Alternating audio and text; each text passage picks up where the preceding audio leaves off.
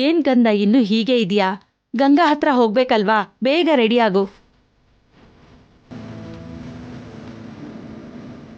ಗಂಗಾ ಹತ್ರ ಹೋಗೋಣ ಅಂದ್ರೆ ಮೌನವಾಗಿದೆಯಲ್ಲಪ್ಪ, ಯಾಕೋ? ಏನಾಯ್ತು ಕಂದ? ನಾವೆಲ್ಲಿಗೂ ಹೋಗ್ತಿಲ್ಲ ಚಿಕ್ಕಮ್ಮ. ಅದೇನು? ಗಂಗಾಗೆ ಹಳೇದ್ ನೆನಪು ಮಾಡಿಸ್ಬೇಕಲ್ಲ.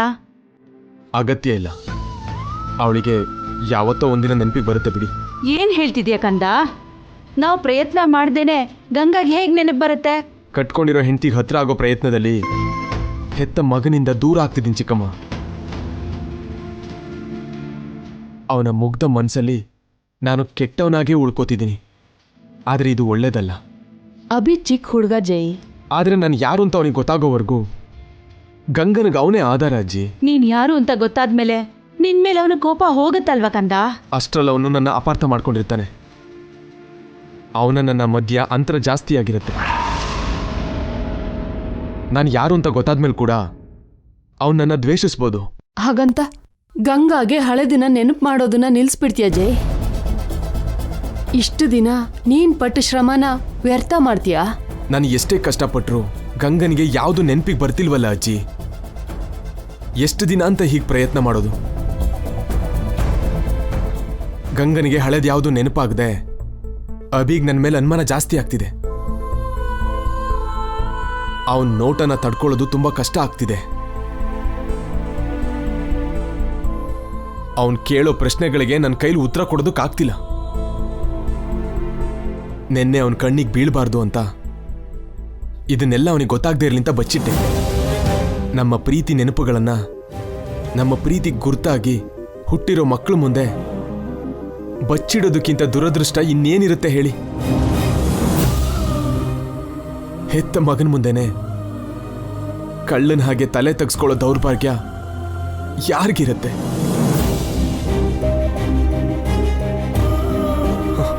ಅದಕ್ಕೆ ಇದನ್ನೆಲ್ಲ ನಿಲ್ಲಿಸ್ಬಿಡೋಣ ಅಂತ ಅನ್ಕೊಂಡಿದ್ದೀನಿ. 8 years ಬ್ಯಾಕ್ ಗಂಗಾ ಸತ್ತೋದ್ಲು ಅನ್ಕೊಂಡಿದ್ದೆ.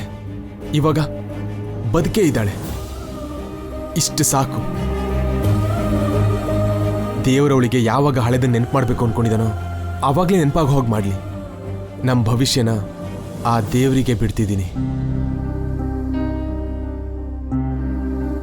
ಇದನ್ ಮೀರಿ ನಾನು ಇನ್ನೇನು ಮಾಡಲ್ಲ. ದೇವ್ರನ್ನ ನಂಬದೇ ಇರೋ ನೀನು ಆ ದೇವ್ರ ಮೇಲೆ ಭಾರ ಹಾಕ್ತಿರೋದು ತುಂಬಾ ವಿಚಿತ್ರವಾಗಿದೆ ಜೈ. ಪ್ರಯತ್ನ ಮಾಡಿ ಸೋಲ್ಬಹುದು, ಆದ್ರೆ ಪ್ರಯತ್ನ ನಿಲ್ಸಿ ಸೋಲ್ಬಾರ್ದು ಜೈ. ಆ ದೇವ್ರು ಕೂಡ ಪ್ರಯತ್ನ ಮಾಡೇ ಗೆದ್ದಿರೋದು. ಸೀತೆನ ರಾವಣ ಎತ್ಕೊಂಡು ಹೋದಾಗ ರಾಮ ಕೂಡ ನಿನ್ ಹಾಗೆ ದುಃಖ ಪಟ್ಟಿದ್ದ.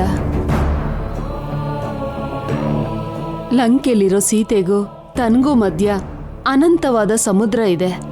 ನಿನ್ಗೂ ಗಂಗಾಗೂ ಮಧ್ಯೆ ಅವಳು ಮರ್ತೋಗಿರೋ ಜೀವನದ ಹಾಗೆ. ಗಂಗಾಗೆ ಹೇಗ್ ಹಳೆದ್ ನೆನಪು ಮಾಡ್ಬೇಕು ಅಂತ ನೀನ್ ನಿರುತ್ಸಾಹ ಪಟ್ಟಾಗೆ ಸಮುದ್ರನ ಹೇಗ್ ದಾಟ್ಬೇಕು ಅಂತ ಅವತ್ತು ರಾಮ ನಿರುತ್ಸಾಹ ಪಡ್ಲಿಲ್ಲ, ಯೋಚನೆ ಮಾಡ್ದ. ಸಮುದ್ರದ ಆ ಕಡೆ ತನ್ ಸೀತೆ ಇದ್ದಾಳೆ, ಹೇಗಾದ್ರೂ ಸಮುದ್ರನ ದಾಟಿ ಸೀತೆನ ಸೇರ್ಬೇಕು ಅನ್ಕೊಂಡ. ವಾನರರು ಸಹಾಯ ಮಾಡಿ ಸೇತುವೆ ಕಟ್ಟಿದ್ರು. ಅದ್ರ ಮೇಲೆ ನಡ್ಕೊಂಡು ಹೋಗಿ ರಾವಣನ ಜೊತೆ ಯುದ್ಧ ಮಾಡಿ ಸೀತೆನ ಕರ್ಕೊಂಡ್ ಬಂದ. ಮನುಷ್ಯನಾಗಿ ಹುಟ್ಟಿ ಭಗವಂತನೇ ಅಷ್ಟೊಂದ್ ಮಾಡಿದ್ಮೇಲೆ ನೀನೇನು ಮಾಡಕ್ಕಾಗಲ್ವ ಜೈ? ನಿನ್ ಸೀತೆಗೋಸ್ಕರ ನೀನೇನು ಮಾಡೋದಿಲ್ವಾ? ಆ ರಾಮ ಕೂಡ ಲವಕುಶರ ಜೊತೆ ಜಗಳ ಮಾಡ್ದ. ನೀನ್ ನಿನ್ ಮಕ್ಳ ಜೊತೆ ಮಾಡಿದ್ರೆ ತಪ್ಪೇನೋ? ಕೊನೆಗೆ ಎಲ್ಲ ಒಳ್ಳೇದೇ ಆಗತ್ತೆ. ಜೈ, ಏನೇ ಸಾಧಿಸ್ಬೇಕು ಅಂದ್ರೂ ತಾಳ್ಮೆ ಬೇಕು ಕಂದ. ನನಗೆ ಅಜ್ಜಿ ಹೇಳ್ದಾಗೆ ಮಹಾಭಾರತ ರಾಮಾಯಣ ಗೊತ್ತಿಲ್ಲ, ಆದರೆ ನಮ್ಮನೆ ಪುರಾಣ ಗೊತ್ತು. 5 ತಲೆಮಾರಿನ ಸೊಸೆ ಅಂದ್ರು ಶಾಪಕ್ಕೆ ಸತ್ತೋದ್ರೆ ಗಂಗಾ ಮಾತ್ರ ಸಹನೆಯಿಂದ ಶಾಪನ ಗೆದ್ಲು. ಮದ್ವೆಗೂ ಮೊದಲು ನಿನಗೂ ಗಂಗಾಗೂ ಜಗಳ ಆದ್ರೆ ತಾಳ್ಮೆಯಿಂದ ನಿನ್ನನ್ ಗೆದ್ಲು. ಮದ್ವೆ ಆದ್ಮೇಲೆ ಕೂಡ ಶಾರೀರಿಕವಾಗಿ ನೀವು ಒಂದಾದ್ರೆ ಸತ್ತೋಗ್ತೀರಾ ಅಂತ ರೂಪ ಆತಗೆ ಸುಳ್ಳು ಹೇಳಿದ್ದಕ್ಕೆ ಆಗ ಕೂಡ ತಾಳ್ಮೆಯಿಂದ ಸಹನೆಯಿಂದ ನಿನ್ನನ್ನ ಒಪ್ಸಿದ್ಲು. ನಿನಗೆ ಅಜ್ಜಿ ಹೇಳಿದ ರಾಮನೇ ಅಲ್ಲ, ಗಂಗಾ ಕೂಡ ಆದರ್ಶನೇ ಕಂದ. ತಾಳ್ಮೆ ಸಹನೆಯಿಂದ ಗೆಲ್ಲೋಕಾಗ್ದೇ ಇರೋದು ಯಾವುದೂ ಇಲ್ಲ ಕಂದ. ಯೋಚನೆ ಮಾಡು.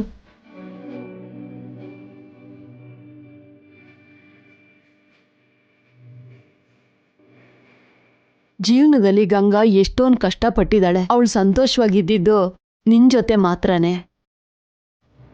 ನೀನೇ ಅವಳಿಗೆ ಸರ್ವಸ್ವ. ನಿನ್ ಜೊತೆ ಇದ್ರೇನೆ ಅವಳು ಸಂತೋಷವಾಗಿರೋದು.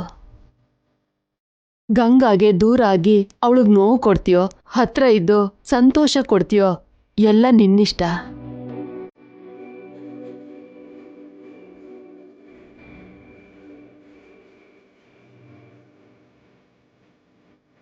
ಚೆನ್ನಾಗಿ ಯೋಚನೆ ಮಾಡು ಕಂದ.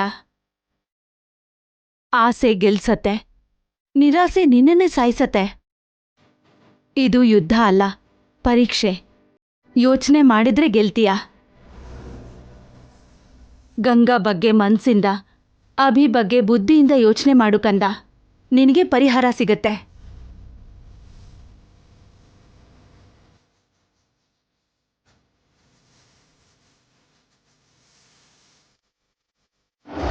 ಅಯ್ಯೋ, ಹಾಗೆಲ್ಲ ನಡೀತಾರಿ? ಹೌದು ಮೀನಾಕ್ಷಿ, ಗಂಗಾ ಮೇಡಮ್ ಅವ್ರಿಗೆ ಹಳೇದು ನೆನಪಿಗೆ ಬರೋ ಅಷ್ಟರಲ್ಲಿ ಅಭಿ ಅಡ್ಗಲಾಗ್ಬಿಟ್ಟ. ಅಭಿ ಸ್ವಲ್ಪ ತಾಳ್ಮೆ ತಗೊಂಡಿದ್ರೆ ಮೇಡಮ್ ಅವ್ರಿಗೆ ಎಲ್ಲ ನೆನಪಿಗೆ ಬರ್ತಿತ್ತು. ಆದ್ರೂ ಪ್ರತಿ ಸರಿ ಅಭಿಯವರು ಯಾಕೆ ಅಡ್ಡಿ ಮಾಡ್ತಿದಾರೆ ಅಪ್ಪ? ಶಾಪ ಕಣೋ ಕೇಶವ. ಆ ಗಂಡ ಹೆಂಡತಿ ಒಂದಾಗಬಾರ್ದು ಅಂತ ಅಭಿ ರೂಪದಲ್ಲಿ ತಡಿತಿದೆ. ಶಾಪ ಏನ್ರಿ ಶಾಪ? ನೀವು ಕೂಡ ಆ ಚಂದ್ರಿಕಾ ಮೇಡಮ್ ರಾಮಕೃಷ್ಣ ಸರ್ ತರ ಕತೆ ಹೇಳ್ಬೇಡಿ. ಆದ್ರೂ ದೊಡ್ಡವ್ರ ವಿಷಯದಲ್ಲಿ ಚಿಕ್ಕವ್ರಿಗೆ ಏನ್ ಕೆಲ್ಸ? ಅವ್ರ ಅಮ್ಮನ ಬಗ್ಗೆ ಅಭಿ ಆಗಿ ಯೋಚನೆ ಮಾಡೋದು ತಪ್ಪಲ್ಲ ಅಲ್ವೇನೆ ಮೀನಾಕ್ಷಿ? ಯೋಚನೆ ಮಾಡೋದು ಅಂದ್ರೆ ತಾಯಿಗೆ ಹಳೆ ನೆನ್ಪು ಬರ್ದಿರೋ ಹಾಗೆ ಅಡ್ಡಿ ಮಾಡದ? ನೋಡಿದ್ರೆ ಮೊನ್ನೆ ಗಂಗಾ ಮೇಡಮ್ ಜೈಸರ್ ಕಬಡ್ಡಿ ಆಡ್ತಿರ್ಬೇಕಾರೆ ಮೇಡಮ್ ಅವ್ರನ್ನ ಕರ್ಕೊಂಡು ಹೊಟ್ಟೋದ. ನಿನ್ನೆ ಹೇಳ್ದೆ ಕೇಳ್ದೆ ಆ ಮನೆಯಿಂದ ಬಂದ್ಬಿಟ್ಟಿದ್ದಾನೆ. ಚಿಕ್ಕ ಮಕ್ಳು ಮಾಡೋ ಕೆಲ್ಸನ ಅಷ್ಟಕ್ಕೂ ಇದು. ಜೋರಾಗೊಂದ್ ಮಾತು, ನಿಧಾನಕ್ಕೊಂದ್ ಏಟೋ ಕೊಟ್ಟು ಅಭಿ ಅವ್ರನ್ನ ದಾರಿಗೆ ತರಬೇಕು. ಅಭಿ ಜೊತೆ ಜೈಸರೇ ಸೀರಿಯಸ್ ಆಗಿರಲ್ಲ. ನೀನೇನ್ ಮೀನಾಕ್ಷಿ ಇಷ್ಟೊಂದು ಆವೇಶ ಪಡ್ತಿದ್ಯಾ? ಆವೇಶ ಅಲ್ಲ ರೀ, ಆವೇದನೆ. ಆ ಪುಣ್ಯ ದಂಪತಿಗಳು ಯಾವಾಗ ಒಂದಾಗ್ತಾರೋ ಅಂತ ನಾನಂತೂ ತುಂಬಾ ಕಾಯ್ತಾ ಇದ್ದೀನಿ. ಕಣ್ಣಿನ ರೆಪ್ಪೆ ಹಾಕಿ ಕಾಪಾಡ್ಕೊತಿರೋ ಹೆತ್ತ ಮಗನೇ ಅವ್ರ ಮಧ್ಯೆ ಅಡ್ಡಗೋಡೆ ಆಗಿದ್ದಾನೆ ಅಂತ ತಡ್ಕೊಳಕ್ ಆಗ್ತಿಲ್ಲ. ಅಭಿ ಯಜಮಾನ್ರು ಬೇಕು ಅಂತ ಹಂಗ್ ಮಾಡ್ತಿಲ್ಲ ಅಮ್ಮ. ಮೇಡಮ್ ಅವ್ರಂದ್ರೆ ಅಭಿ ಯಜಮಾನ್ರಿಗೆ ತುಂಬಾ ಪ್ರೀತಿ. ಎಷ್ಟು ಪ್ರೀತಿ ಇದ್ರು ಕೂಡ ಅಪ್ಪ ಅಮ್ಮನ ಮಧ್ಯೆ ಅಡ್ಡವಾಗಿರ್ಬೋದಾ? ಚಿಕ್ಕ ಹುಡುಗನ್ಗೆ ಅಂತ ದೊಡ್ಡಸ್ತಿಕೆ ಯಾಕೆ? ಜೈಸಾರೆ ತನ್ನ ಹೆತ್ತ ತಂದೆ ಅಂತ ಅಭಿಗೆ ಗೊತ್ತಿಲ್ಲ ಅಲ್ವೇನೆ ಮೀನಾಕ್ಷಿ? ಗೊತ್ತಿಲ್ಲ ಅಂದ್ರೆ ಗೊತ್ತಾಗೋರ್ಗೂ ತಾಳ್ಮೆ ತಗೋಬೇಕು ಹೊರತು ಅಮ್ಮನ ದೂರ ಮಾಡ್ತಿದ್ದಾರೆ ಅಂತ ಅಪಾರ್ಥ ಮಾಡ್ಕೊಂಡ್ರೆ ಸರ್ ಮೇಲೆನೆ ಕೋಪ ಮಾಡ್ಕೋತಾನ? ಕೇಳ್ತಿದ್ರೆ ನನಗೆ ಕೋಪ ಬರ್ತಿದೆ. ಅಷ್ಟಕ್ಕೂ ಕಣ್ಣಾರ ನೋಡ್ಕೊಂಡು ನೀವ್ ಹೇಗ್ ಸುಮ್ನಿರ್ಲಿ? ಇರಿ, ಅಭಿ ವಿಷಯ ನೋಡ್ಕೋತೀನಿ. ಸರಿಯಾಗಿ ಬೈದು ಬುದ್ಧಿ ಹೇಳಿ ಅರ್ಥ ಮಾಡಿಸಿ ಬರ್ತೀನಿ ಅವನ್ಗೆ. ಇಲ್ಲೋಡು ಮೀನಾಕ್ಷಿ, ನಿಂತ್ಕೋ. ಮೀನಾಕ್ಷಿ, ಯಾಕೆ ಅಷ್ಟೊಂದು ಆವೇಶ? ಹೋಗ್ಬೇಡ. ಏನೋ ಕೇಶವ, ಇದ್ಕಿದ್ದಾಗೆ ನಿಮ್ಮಮ್ಮ ಭದ್ರಕಾಳಿ ಅವತಾರ ಎತ್ತಿದ್ಲು. ಆವೇಶದಲ್ಲಿ ನಿಜನೆಲ್ಲ ಹೇಳ್ಬಿಡ್ತಾಳೇನೋ. ಹೌದಪ್ಪ, ಆ ಅಪಾಯ ಆಗೋ ಅವಕಾಶ ಇದೆ. ಹೋಗಿ ತಡಿಯೋಣ ಬಾ, ನಡಿ. ಮೇಡಮ್ ಅವರೇ, ಮೇಡಮ್ ಅವರೇ, ಮೇಡಮ್ ಅವರೇ. ಏನಾಯ್ತಿ? ಅಮ್ಮ ಎಲ್ಲಿ ದಿವ್ಯಾ? ಏನದ್ಕೆ? ಅಭಿ ಎಲ್ಲಿ ಮೇಡಮ್? ಯಾಕೆ? ಕೂಗಿ ಮಾತಾಡ್ಬೇಕು. ಅಭಿ, ಅಭಿ. ಏನಾಯ್ತು ಅದಕ್ಕೆ? ನಮ್ಮ ಅಭಿ ಏನಾದ್ರೂ ಮಾಡಿದ್ನಾ? ತುಂಬಾ ಮಾಡಿದಾನೆ ಮೇಡಮ್. ನಿಮ್ಗೂ ಜೈಸರ್ಗೂ ಮಧ್ಯೆ. ನಿಲ್ಸು ಮೀನಾಕ್ಷಿ, ನಡಿ ಹೋಗೋಣ. ಏನಣ್ಣವ್ರೆ, ಏನಾಯ್ತು ಅಷ್ಟಕ್ಕೂ? ಅದು ನನ್ನ ಬಿಟ್ರಿ. ಇವತ್ ಏನಾರು ಒಂದ್ ತೀರ್ಮಾನ ಆಗ್ಲೇಬೇಕು. ಮೇಡಮ್ ಅವ್ರಿಗೆ ಇವತ್ತು ಎಲ್ಲಾನು ಹೇಳ್ಬಿಡ್ತೀನಿ. ಬೇಡ ಅಮ್ಮ, ಹೇಳ್ಬೇಡ. ನನ್ನ ಹತ್ರ ಏನ್ ಹೇಳ್ಬೇಕು ಅದಕ್ಕೆ? ಏನಿಲ್ಲ ಮೇಡಮ್, ಅವಳೇನೋ ಸುಮ್ಮನೆ ಹೇಳ್ತಿದ್ದಾಳೆ ಅಷ್ಟೇ. ನೀನ್ ನಡಿಯೇ. ನಾನೇನು ಸುಮ್ನೆ ಹೇಳ್ತಿಲ್ಲ ಮೇಡಮ್. ನಿನ್ನೆ ಏನ್ ನಡೀತು ಅಂತ ನಮ್ಮ ಮನೆಯವ್ರು ಎಲ್ಲ ಹೇಳಿದ್ದಾರೆ. ಮೊನ್ನೆ ಏನ್ ನಡೀತೋ ನಾನು ಕಣ್ಣಾರೆ ನೋಡಿದ್ದೀನಿ. ಇನ್ನು ನಾನು ಸುಮ್ನೆ ಇರಲ್ಲ. ನೀವು ಯಾವ್ದ್ರ ಬಗ್ಗೆ ಮಾತಾಡ್ತಾ ಇದ್ದೀರಾ? ಹೇಳಿ ಅದಕ್ಕೆ. ಅದು ನಿಮ್ಗಲ್ಲ ಮೇಡಮ್, ಅಭಿನ ಕರೀರಿ, ಹೇಳ್ತೀನಿ. ಬೇಡ ಮೀನಾಕ್ಷಿ, ನೀನ್ ಅವಸರ ಪಡಬೇಡ, ನಡಿ ಹೋಗೋಣ. ಬಾ ಬಾ ಅಮ್ಮ. ಬಿಟ್ರಿ. ಬಾರಮ್ಮ. ಅಭಿ, ಅಭಿ. ಅಮ್ಮ, ಬಾ ಮೀನಾಕ್ಷಿ. ಅಭಿ ಎಲ್ಲಿ? ಆಗ್ಲೇ ಮನೆ ಒಳಗಡೆ ಇದ್ದ ಅಮ್ಮ, ಒಳಗೆ ಇರ್ಬೇಕು. ಅಭಿ, ಅಭಿ. ನನ್ನ ಮಾತು ಕೇಳು ಮೀನಾಕ್ಷಿ. ಬಿಟ್ರಿ. ಅಭಿ. ಅವಸರ ಪಟ್ಟು ಏನೇನ ಮಾತಾಡ್ಬೇಡ ಮೀನಾಕ್ಷಿ, ನನ್ನ ಮಾತು ಕೇಳು, ಹೋಗೋಣ ಬಾ. ಬಿಟ್ರಿ. ಅಭಿ ಅಣ್ಣ ಬೇಡ ನನ್ನ ಮಾತು ಕೇಳು ಮೀನಾಕ್ಷಿ, ನಡಿ. ಬಾರಮ್ಮ. ಅಭಿ ಅಭಿ ಎಲ್ಲಿಗೆ ಹೋದ್ನೆ ಅಭಿ? ಅಣ್ಣ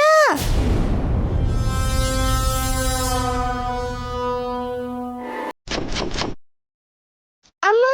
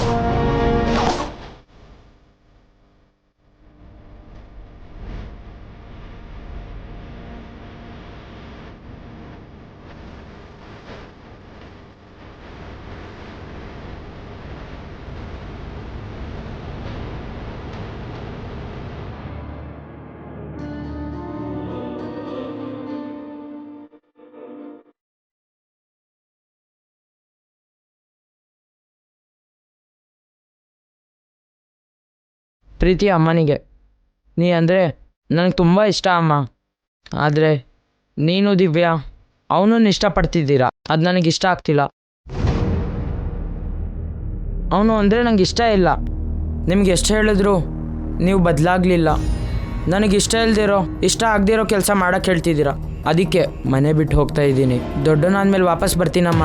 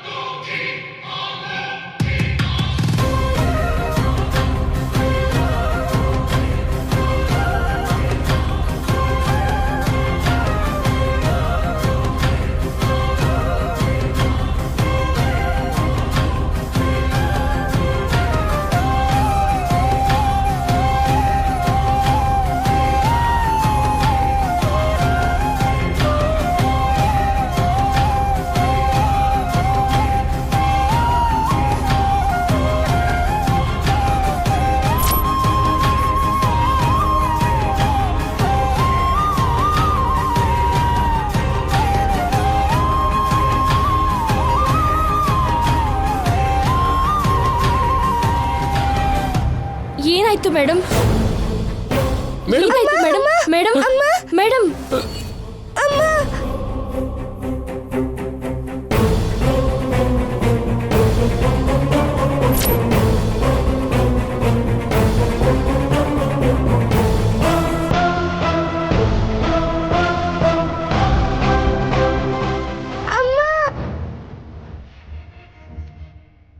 ಅಭಿ ಮೇಡಮ್ ಅಭಿ ಅಭಿ ಅಭಿ ದಿವ್ಯಾ ಅಣ್ಣ ನಮ್ಮನ್ ಬಿಟ್ಟು ದೂರ ಹೋಗಿದ್ದಾನೆ ಕಣಮ್ಮ.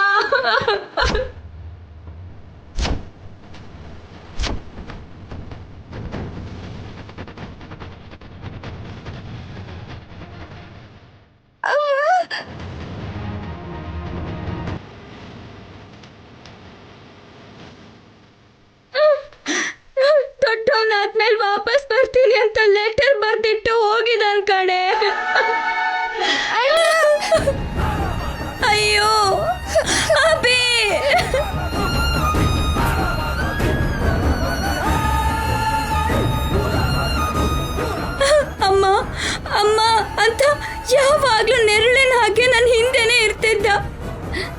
ನಿನ್ಗೆ ಜೊತೆಯಾಗಿ ಇರ್ತೀನಮ್ಮ ಅಂತಿದ್ದ.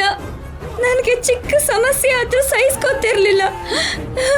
ನನ್ನ ಬಿಟ್ಟು ಹೊರಟೋಗಿದ್ದಾನೆ.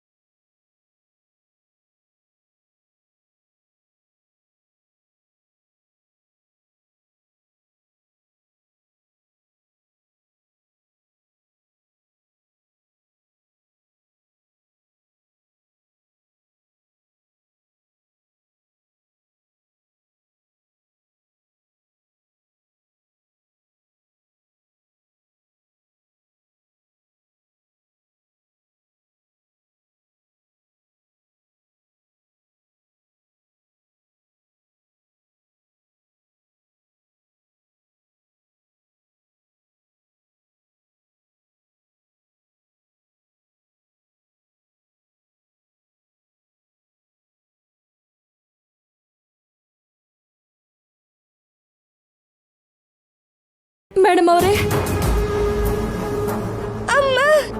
ಅಮ್ಮನ್ಗೇನೋ ಆಗಿಲ್ಲ ದಿವ್ಯಾ, ನೀನ್ ಅಳ್ಬೇಡ. ಅಣ್ಣ ವಾಪಸ್ ಬಂದ್ಬಿಡ್ತಾನೆ. ಮೇಡಮ್ ಅವರೇ, ಅಮ್ಮ.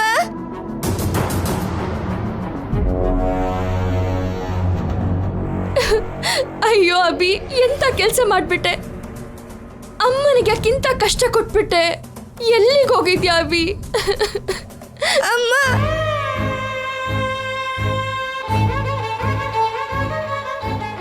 ಭಗವಂತ, ಇನ್ನು ಎಷ್ಟು ದಿನ ಮೇಡಮ್ ಅವ್ರಿಗೆ ಈ ಥರ ಕಷ್ಟ ಕೊಡ್ತೀಯ? ಬದುಕಿರೋ ಅಷ್ಟು ದಿನಾನು ಕಷ್ಟನೇನಾ? ಈ ವಿಷಯ ಏನಾದ್ರೂ ಜೈಸರಿಗೆ ಗೊತ್ತಾದ್ರೆ ಎಷ್ಟು ನೋವು ಪಟ್ಕೋತಾರೋ. ಅಮ್ಮ.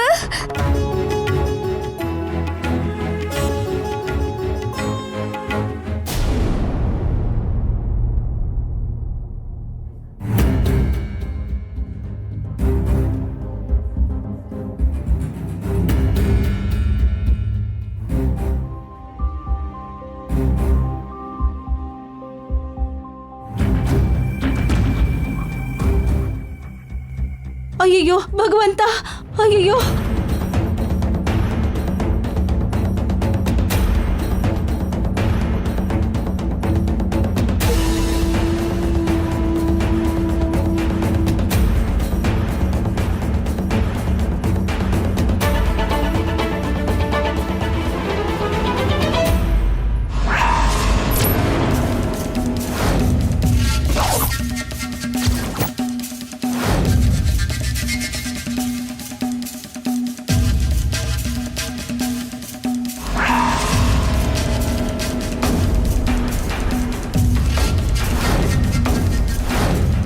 ಅಯ್ಯೋ ಭಗವಂತ.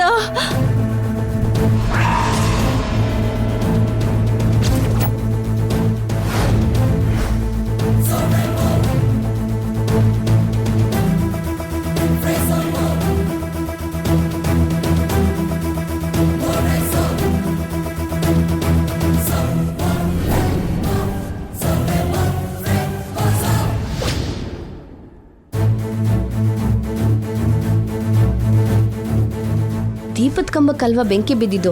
ಏನೋ ಮನೆಗೆ ಬೆಂಕಿ ಬಿದ್ದಿರೋ ಹಾಗೆ ಕಿರ್ಚಿತಿದ್ರಲ್ಲ ನಮ್ಮತ್ತಿಗೆ. ಅವಳ ಆಕಾರಕ್ಕೆ ತಕ್ಕ ಹಾಗೆ ಕಿರ್ಚಿದ್ಲು ಚಂದ್ರಿಕಾ.